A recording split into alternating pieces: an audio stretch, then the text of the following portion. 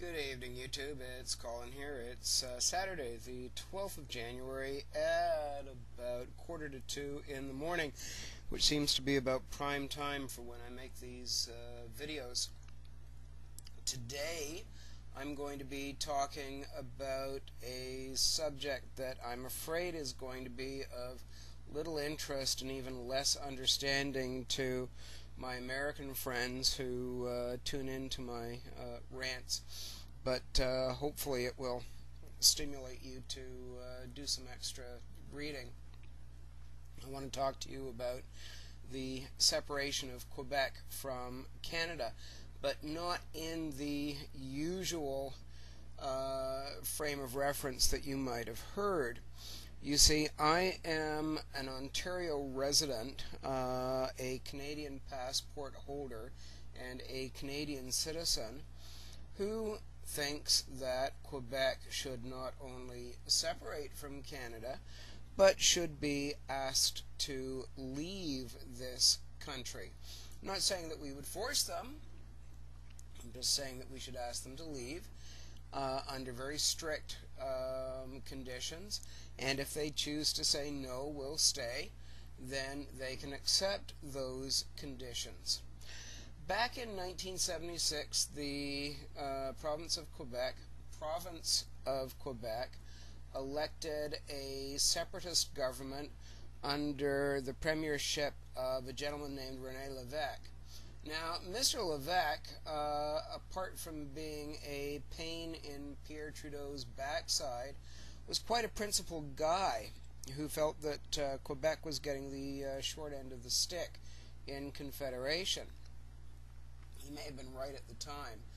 Certainly in the intervening 30 years, he has reaped untold benefits for the continuous threat of Quebec separation, the political gun that's been held to the head to the rest of Canada.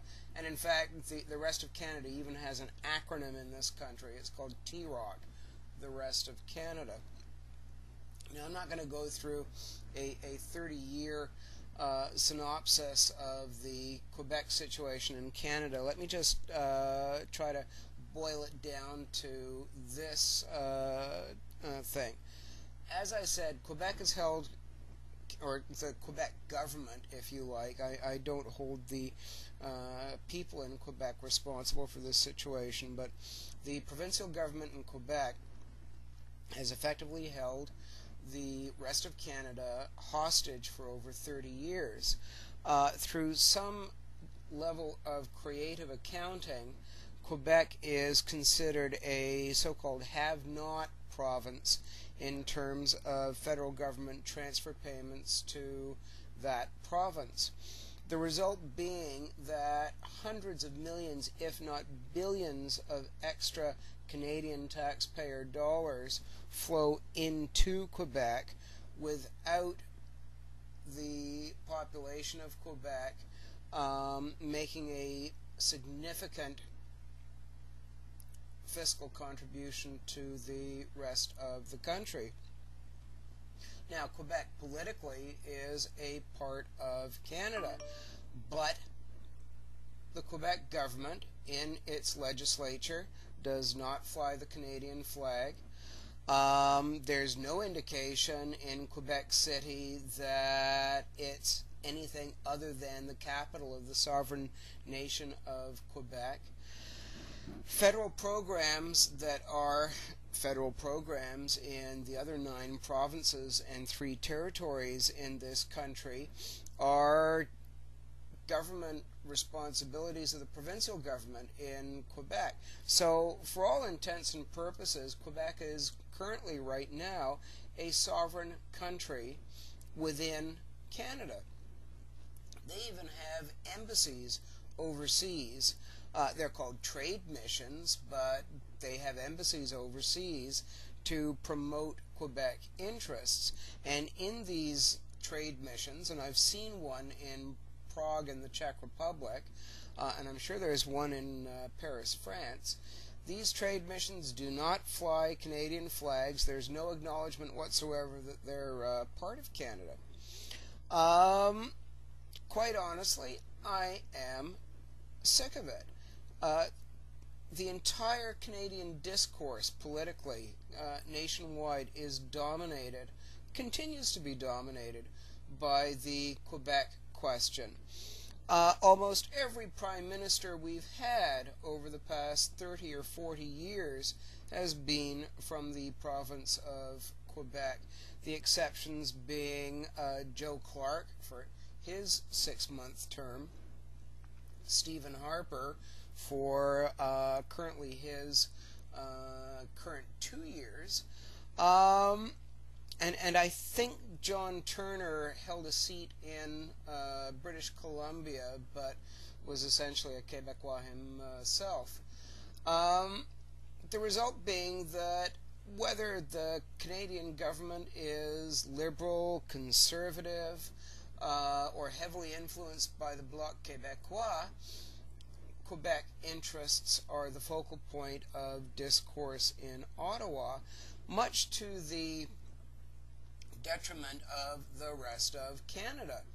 Now, the province of Ontario has a population of 10 million people, is the cultural and economic engine of Canada, and yet almost entirely, repeatedly, over the past 30 years, Ontario has been shortchanged at the federal level.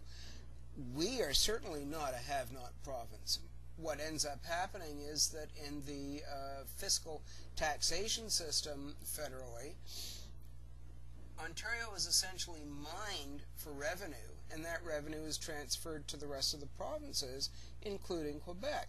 I don't think any territory should be bribed to stay in a country, even Canada. Honestly, I'm not terribly attached to Canada. I would be far happier if Quebec doesn't want to go, then maybe Ontario should go. We certainly could be a sovereign country, as long as we had guaranteed access to the St. Lawrence Seaway, and that access can be guaranteed one way or the other. Back in 1976, when René Lévesque was elected Premier of Quebec and the Parti Québécois was brought in, the Canadian historian Douglas Creighton wrote an article in the Toronto Sun under the headline, "If Quebec decides to go, it should not be with impunity." Creighton argued, and remember that this was a very well-known Canadian historian, he argued that if Quebec separated from Canada, it should leave Canada with the amount of land it came into Canada with. A thin strip of land along the St. Lawrence River, leaving the northern territories in Quebec to the Cree and Inuit who rightly own it. The James Bay Power Project notwithstanding. So, I'd be inclined to go that far too. Let's ask Quebec to leave and give them that narrow 200-mile on each side long strip of land along the St. Lawrence and see how much they like having their own sovereignty then. You can't have it both ways. Not in my Canada anyway. You're either a wholehearted part of Canada or you're a separate country. And if you want to go, go. And my blessings to you for whatever independence and sovereignty in this world today means. For what it's worth, take it. Enjoy it. Prosper with it. I'll be happy to visit you as friends. But you're also going to take your fair share of the national debt with you. And you'll be surprised. I think it will end up being like a Czechoslovakia situation.